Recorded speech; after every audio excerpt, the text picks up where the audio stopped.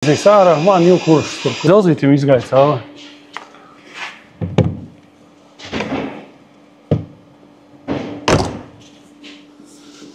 Tagad tā paņemam to mazu skrūvīti, kaut kāds dažus procentus atpakaļ. Pievelkām.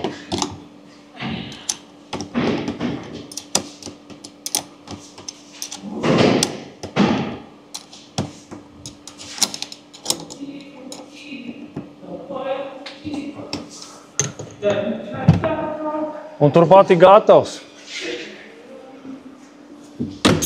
Reka veras arī ciet. Kā noteikti? Tagad noregulējams un 90 grādos, fiksējuša roka. Viņa tā kā jāfiksējas, bet nefiksējās. Viņš šito ir iegriezis.